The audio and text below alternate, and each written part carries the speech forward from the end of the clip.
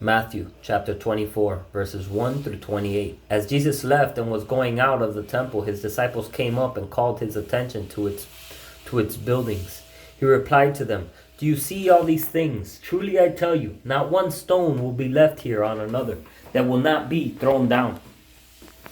While he was sitting on the Mount of Olives, the disciples approached him privately and said, "Tell us, when will these things happen? And what is the sign of your coming and of the end of the age?" Jesus replied to them, "Watch out that no one deceives you. For many will come in my name, saying, 'I am the Messiah,' and they will deceive many. You are going to hear of wars and rumors of wars. See that you are not alarmed, because these things must take place. But the end is not yet. For nation will rise up against nation, and kingdom against kingdom. There will be famines and earthquakes in various places. All these events are the beginning of labor pains. Then they will hand you over to be persecuted, and they will kill you.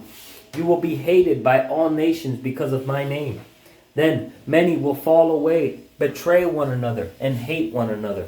Many false prophets will rise up and deceive many, because the lawlessness will multiply. The love of many will grow cold, but the one who endures to the end will be saved. This good news of the kingdom will be proclaimed in the world as testimony to all nations, and then the end will come. So when you see the abomination of desolation spoken of by the prophet Daniel standing in the holy place, let the reader understand. Then those in Judea must flee to the mountains. A man on the housetop must not come down to get things out of his house, and a man in the field must not go back to get his coat. Woe to pregnant women and nursing mothers in those days. Pray that your escape may not be in winter or on a Sabbath, for at that time there will be a great distress, the kind that hasn't taken place from the beginning of the world until now, and never will again. Unless those days were cut short, no one would be saved. But those days will be cut short because of the elect.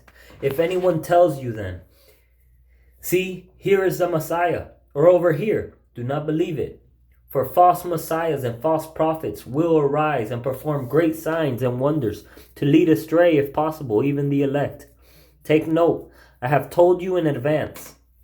So if they tell you, 'See, he's in the wilderness,' don't go out. Or 'See, he's in the storerooms,' do not believe it.